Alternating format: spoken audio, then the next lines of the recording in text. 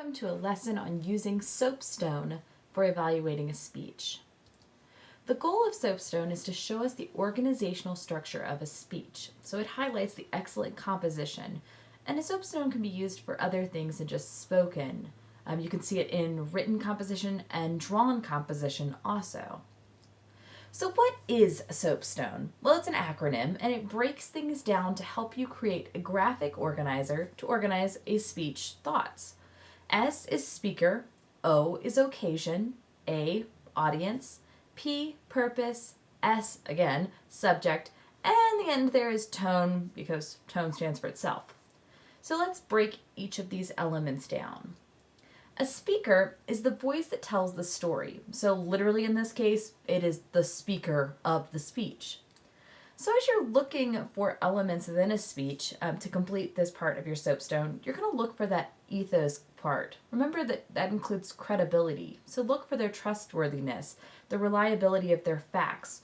Where did they get their credentials? Do they have a background in the subject? And also, do they have a bias?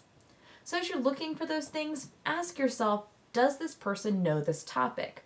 Are they credible? Do they have a bias? Next, we're looking at occasion. This is the place, time, and context of the speech. So as you're listening to the speech, you're looking for dates, place names, mentions of events that have preceded the speech. These might be events that have caused the speech. So you're asking, how does the place or time or context affect the speech? With audience, these are the individuals or groups this message is directed to. So you're going to look for names. These can be specific people, these can be groups, these can be titles of jobs. Look for the places. Maybe they're talking to the entire citizens of a town. And specific words. Do you hear political terminology that's focusing toward a certain group? Do you hear them addressing an entire country? Ask yourself, what characteristics does this audience have in common? So again, are they all teachers? Are they all lawyers? How is the speaker addressing them? This can change the way their language uses. Remember to look for specific words. Purpose. This is the reason for the speech. So you might aim this toward author's purpose that we've talked about before. To persuade, to inform, to entertain.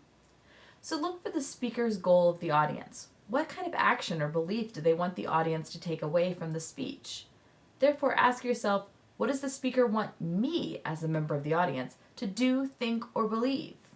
You may need to change this. If you're looking at the speaker from a historical context, for example, a speech that's 200 years old, what did the speaker want from the audience?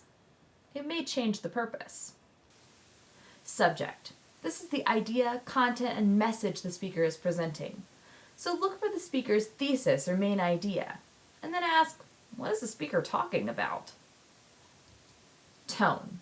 Remember, this is the speaker's attitude toward his or her topic. So look for word choice, emotions expressed, syntax, that's the sentence structure, and imagery. Specifically, what kind of stories are we pulling in? Our tone is going to influence that pathos element that we've talked about. So ask yourself, how does the speaker feel about the subject? And how do I know? With each part of SOAPStone, as you fill out that graphic organizer, make sure you're providing evidence.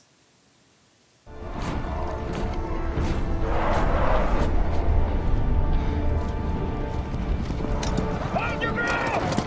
Hold your ground! Sons of Gondor! Of Rohan! My brothers! I see in your eyes the same fear that would take the heart of me. A day may come when the courage of men fails, when we forsake our friends and break all bonds of fellowship. But it is not this day. An hour of wolves and shattered shields when the age of men comes crashing down. But it is not this day. This day we fight. By all that you hold dear on this good earth, I bid you stand, men of the West!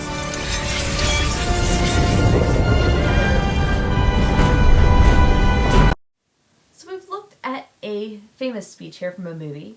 That's from Return of the King from Lord of the Rings series. And I have filled out a graphic organizer.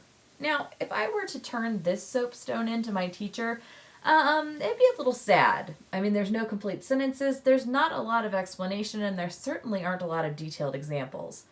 However, it's what fit into my slides. That's what we're going with. Okay, so in a true graphic organizer for a soapstone, and you're going to find a link to this below this video, you see that the graphic organizer, I've just made a basic chart. I have each of my categories there, and then I filled it in.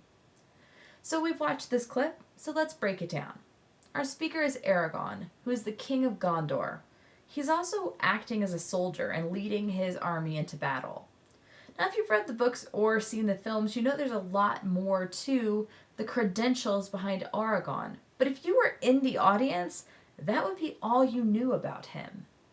And considering that he's drawing his sword and prepared to go into battle, I'd say his credentials are pretty strong. So my examples there are, he physically speaks to the army. He's preparing to engage in battle himself. That establishes his credentials that, yeah, he will stand and fight. So what is the occasion? The men, and we do refer to them as men here because they are not gender, but remember there are different races and they're not elves. Men are about to go into battle with the orcs, which is another race, and it's a huge army against them.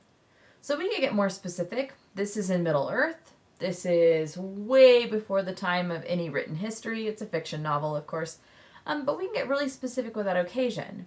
But this speech wouldn't make sense in the middle of a shopping mall. It has to be before a war. Because, let's look at audience. He is speaking directly and calls them out by name to the Gondor and Rohan soldiers. These are literally the men that are going to stand against another race. The purpose is to encourage them to fight. We even see how skittish they are. I might use that as part of my evidence. They start to run away and he says, stand and fight, which is also his subject. He has to, in his purpose, persuade them to fight. So his subject is, we have to fight. We have to fight for our race of men. So what is his tone? He's encouraging. He's persuasive. And he has a certain charisma that I might include in the way that he says things. I would talk about the encouragement that he uses, the phrases, and yes, the tone of his voice. When you're looking at a soapstone for a written, you can only look at the word choice that's presented on the page. But with the speech, we have a little bit more diversity there. We're actually able to hear it. So how do we take that and turn it into an evaluation? The first thing you need to do is focus on one element at a time. If you're going to evaluate a speech, you're not considering what you believe, but whether or not something has been met.